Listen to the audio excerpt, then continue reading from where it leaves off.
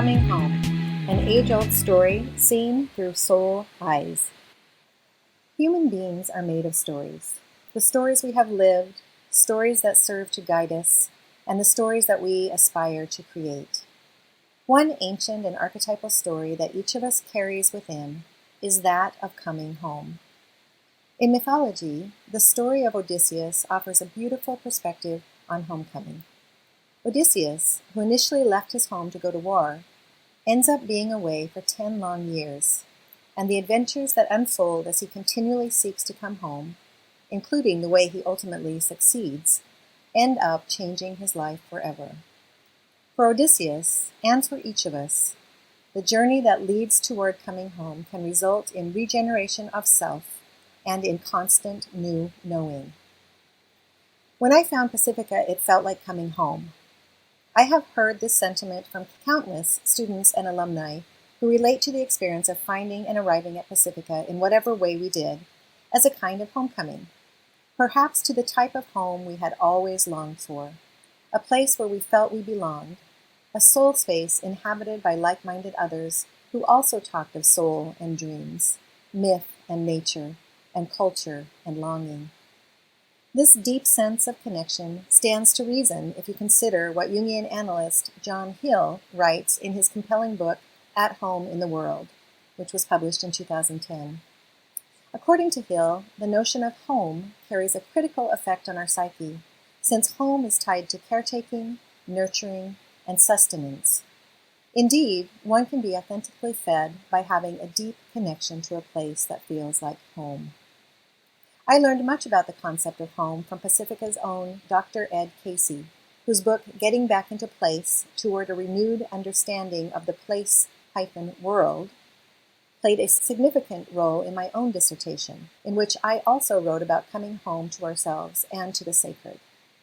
Dr. Casey uses the term emplacement to describe how we locate ourselves in a landscape that provides context and narrative, engendering meaning. This coincides with Hill's assertion, in his book, that home has an affiliation with landscape, community, and surroundings, and is connected to history, memory, plan, and shared meaningful experiences. Perhaps you can relate to this sense of emplacement through your own experience at Pacifica or elsewhere. For example, here is the classroom where my cohort held council. There, out on the lawn, is where we did dream work together. Over there is the Kuan Yin statue where I sometimes ate lunch, or just allowed myself to sit in solitude and wonder. Here is the yurt. There is the incredible labyrinth, with so much ancient symbolism and meaning. Over there is the bench where I could sit in awe of the ocean in the far-off distance. John Hill further defines home as a narrative reality, the manner in which we attach to a place, a person, or an object, a nation, a group, a culture, or an ideal. These attachments are experiential, conferring a sense of belonging. In fact, we each carry an urgent and infinite longing to be ecologically and psychologically embedded in something bigger than ourselves, something that offers us safety by virtue of its boundaries, something which contains us through a sense of connection and caring, that which feeds us by the very nature of its being. This longing for belonging to something bigger is innate in every human being, a seed planted within our soul, a seed of memory of the way in which we are related to the infinite. In fact, Jung addresses this theme, writing, "The decisive question for man is he related to something infinite or not? That is the telling question of his life. Only if we know that the thing which truly matters is the infinite, can we avoid fixing our interest upon futilities and upon all kinds of goals which are not of real importance." Unquote. At the core of my own work in depth psychology, I have written extensively about colony collapse disorder, the mass vanishing of honeybees around the world, which was first noticed and named at the end of 2006. In the case of CCD, or colony collapse disorder, bees are not merely dying in and around the hive as they naturally do, even when they are faced with disease. Rather, they are essentially lost, failing to return home to the hive with the critical provisions of pollen and nectar that sustain the hive. When I began to look at the phenomenon of CCD from a depth psychological lens, I realized that the failure of the bees to return home to the hive is a powerful metaphor for our own spiritual journey as humans. We have all heard the adage, we are not human beings having a spiritual experience. Instead, we are spiritual beings having a human experience. We were born into this world of form as eternal, soul-centered beings. But from the moment of our birth, perhaps even our conception, we begin to be conditioned by our caretakers, families, teachers, authority figures, and peers, as well as our society, who each told us what to think and how to perceive the world around us.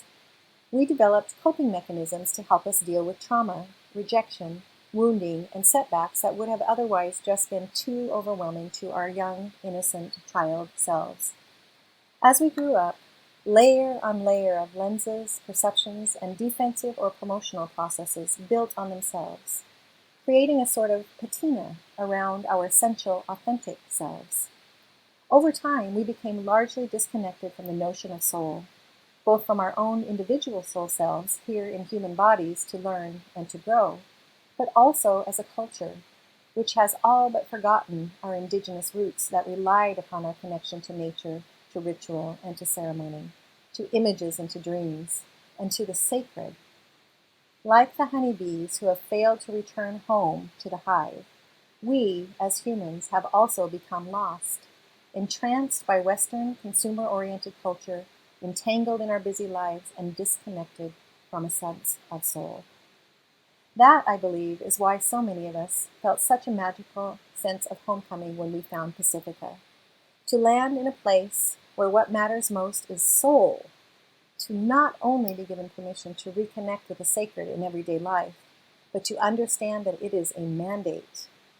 What we learn at Pacifica is how to come home to ourselves by developing sacred practices that honor the divine spark in each of us, and how, in doing so, we also contribute to and sustain the greater hive, whether it be our precious communities, the world at large, or even the divine itself, through our presence, our love, and our deep commitment to the sacred. And in learning to come home to ourselves, our stories change. They become enriched. When we come home to the hive, we locate ourselves in relation to the infinite. Each year, each of us receives a precious invitation to come home to Pacifica through the annual Coming Home event. This year, it's from January 16th to 19th, 2020. If you're lucky enough to be able to attend in person at the Ladera campus in Santa Barbara, California, you will have the opportunity to sit in a precious soul space in physical form, to make heartfelt connections with like-minded friends, old and new, to roam the landscape and visit old haunts, reliving memories that contribute to your connection of yourself, your soul self, and your sense of calling in the world, and to share your own sacred story of life and learning. If you are unable to attend live, you can still take advantage of the magic of technology and join via Zoom video conferencing to hear soulful talks and engage in shared, meaningful conversations on themes of story, mythology, history, legacy, community, and calling. When you give yourself the gift of coming home, in any form, you are feeding your soul and coming home to yourself. In my own everyday work as a soul-centered coach, I guide my clients to use a soulful perspective to remember who they truly are, to find and nurture their own relationship to the infinite. As Jungian analyst Clarissa Pinkola Estes writes, "When you focus with soul eyes, you will see home in many, many places." Indeed, the great gift of my own education in depth psychology is the ever-expanding capacity to focus with soul eyes, and my great hope is that each of us will make it a sacred practice to come home to ourselves every moment of every day. You can learn more or register for the annual Coming Home event this year or in future years if you visit www.cominghometopacifica.com.